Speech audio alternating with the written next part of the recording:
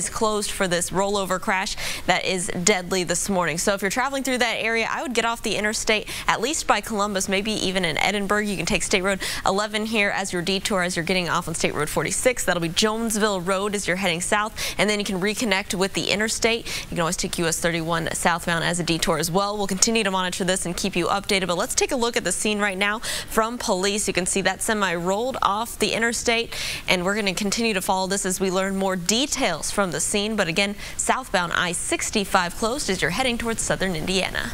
Thank you, Lauren. A 9-year-old is dead this morning after a shooting on the city's northwest side late Monday night. Now officers are trying to figure out what led up to this shooting. Yeah, that child was taken to St. Vincent's Hospital where he later died. RTV6's Stephanie Wade is live there this morning. And Stephanie, this is such a young victim, a senseless act of violence. Yeah, Mark, Metro Police tell us the 9-year-old boy was brought here to St. Vincent's Hospital last night after getting shot in the face. Now, it happened in the 7100 block of Warrior Trail just before 10 o'clock last night, and a family member actually brought the boy here to the hospital. We are still waiting for police to release the name, but take a look at the scene. It happened in the flat apartment complex, again in the 7100 block of Warrior Trail. Officers investigating the scene say they aren't sure if the shooting took place inside or outside the apartment, but blood was found both inside and outside of the unit. There were also other children nearby when the incident happened, detectives tell us. Officers aren't sure if the child was shot incidentally or if a suspect is still on the loose. They were still talking to witnesses overnight, but again, Mark and Amanda, just such a young victim, now dead at the age of 9. We were live at St. Vincent's Hospital. Stephanie Wade, RTV6. Stephanie, thank you. 5:04 here on your Thursday morning.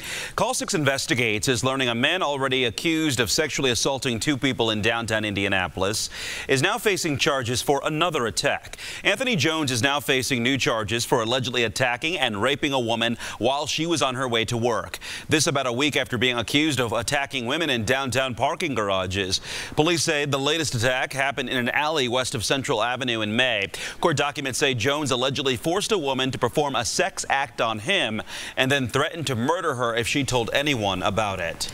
Formal charges have now been filed in what court records describe as a drug-related murder. Prosecutors filed murder and robbery charges against 22-year-old James Broadus and 21-year-old Brianna Jones. A probable cause affidavit says the two plotted to rob alleged drug dealer 39-year-old Jimmy McKinley back on April 17th in the Brookside neighborhood. Court records say McKinley was murdered over a bag of weed and meth. An 8-year-old playing with a lighter is the reason behind this fire on the city's northeast side. This happened at a home on the 4000 block of Alsace Place near Pendleton Pike. Firefighters say 3 adults and 3 children were able to safely escape the fire. Investigators say the 8-year-old girl told her grandmother that she was playing with a lighter when that fire started. 15 more counties will now be eligible for state-funded pre-K programs with priority given to low-income families. The state is now working to decide which new counties will receive the state funding. Governor Eric Holcomb signed a bill on Monday expanding the education program from the original 5 counties to now 20 counties. An extra $10 million will also be spent yearly on early education programs. 5:05 covering education now. IPS is looking to expand a program to help high school students grow their options for their futures. This as the district is about to reveal its plan to close 3 city high schools. Superintendent Dr. Lewis Farabee will also outline a plan for expanding career and technical education at the facilities that'll stay open. Architecture, cosmetology, and welding are just some of the pathways that students can choose from. The district is working with local employers and community partners to offer all high school students access to the program starting in 2018. As IPS weighs which schools to close, a group is coming together to have their voices heard about those closings. Today, the IPS Community Coalition is having a protest before the board meeting. They say there has been no discussion on the impact the closings will have on the students and communities. It's at the John Morton Finney Center tonight. 211 could soon be helping out callers even more. The free program provides information from a number of areas, including physical abuse, housing, and drug addiction. The state director says 211 operators will be able to connect callers directly to state agencies and nonprofit organizations starting on Saturday. The number will be under the oversight of the State Department of Housing and Community Developments. Indy Parks is now working on a plan for what to do with this land. East Side residents are one step closer to replacing a former hotbed for crime with green space. It's at the site of the old Outlaws motorcycle gang clubhouse, closed down by authorities 2 years ago.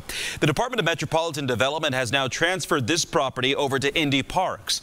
They say it's too early in the process to say exactly what that land will become.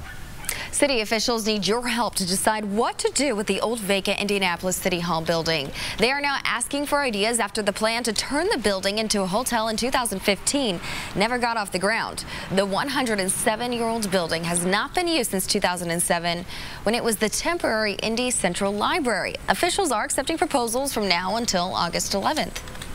New this morning here at 5:07, a big honor for Riley Hospital for Children. It is Indiana's only nationally ranked children's hospital by U.S. News and World Report. Riley is one of only 24 children's hospitals in the country to rank in all 10 pediatric specialties. Those areas include cancer, cardiology, and neurology, just to name a few here. Today is the start of Tenderloin Tuesday in Hamilton County. Restaurants are offering specials on the unofficial state food. Tenderloin Tuesday runs until July 25th. Many of the restaurants are found along the Tenderloin Trail. To see the complete list, just head to our website, theindychannel.com, and the RTV6 app. Todd, when I walked in this morning, all our producers were talking about this. They're pumped. Yeah, that's a trail I want to go on.